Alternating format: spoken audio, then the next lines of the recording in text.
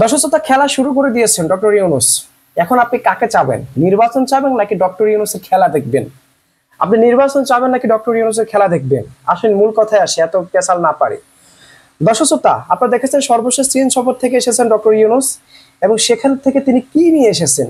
এতদিন তো শুধু আমরা আপাত থেকে শুনতাম যে ভারতকে তিনি কি দিয়ে আসতেন, সেটা নাকি ভারত জীবনেও বলবেন, অথচ বাংলাদেশের জন্য তিনি ভাঙাডোলা নিয়ে আসতেন।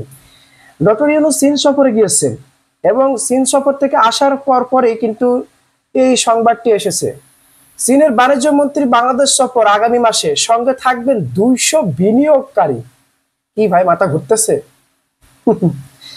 এটা ডক্টর ইউনূস আন্তর্জাতিক মানের খেলা, এটা আপনাকে মানতেই হবে ভাই। আপনি যেভাবে যাই বলেন না কেন, এটা আপনাকে মানতেই হবে।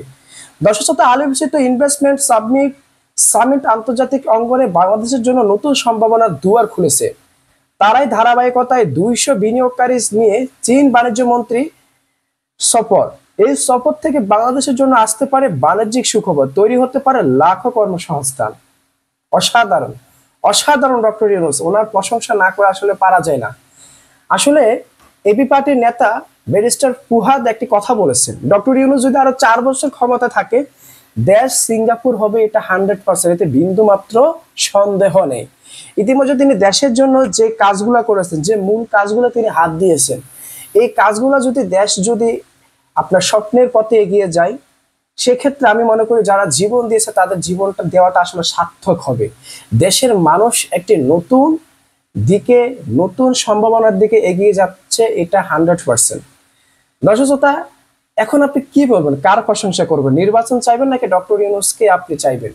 ডক্টর ইউনূস কোনো তত্ত্বাবধায়ক সরকার না যে তিনি দায়িত্ব নিয়েছেন 3 মাসের ভিতরে তিনি নির্বাচন দিয়ে বিদায় নেবেন। তিনি কিন্তু অন্তর্বর্তীকালীন সরকার, যাকে কিনা বিপ্লবী সরকার বলা হয়, তার কাজ হচ্ছে পুরো দেশটাকে সংস্কার করা। এবার আসেন, আশা করি বাংলাদেশ অনেক বিনিয়োগকারী আসবে এবং কিছু বেকার যুবকের কাজের কর্মসংস্থান সৃষ্টি হবে, এটা 100%। এতে বিন্দু মাত্র কোনো আপনার সন্দেহ নেই। ডক্টর মোহাম্মদ ইউনূস বাংলাদেশের গর্ব, গরিব দুঃখী মানুষের, মেহনতি মানুষের বন্ধু, এটা আপনাকে এখন বিশ্বাস করতে হবে। কেন বিশ্বাস করবেন না?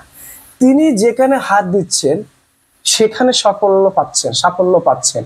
আর একদম পিছনে বসে বসে ডক্টর ইউনূস কি করতেছেন? অনেকে তো একেবারে মুখকে ব্যাকা করে বলতেই আছেন যে নির্বাচিত সরকার ছাড়া নাকি বিনিয়োগকারীরা আসবেন না, বিনিয়োগকারীরা আস্থা পাবেন না। আমরা বহুত নির্বাচিত সরকার দেখেছি জীবন আমলে, দেখেছি তো কে কোন কোন বিনিয়োগকারীরা আসছে। যেসব বিনিয়োগকারীরা ভুলবশত বিনিয়োগ করে বসেছে, তারা কিভাবে দেশ থেকে পালাবে সেটা চিন্তা করছিল এক সময়।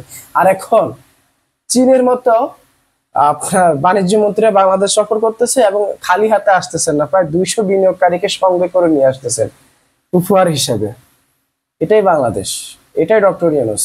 আমরা এমন লিডার চাই, আমরা এমন রাষ্ট্রপ্রধান চাই।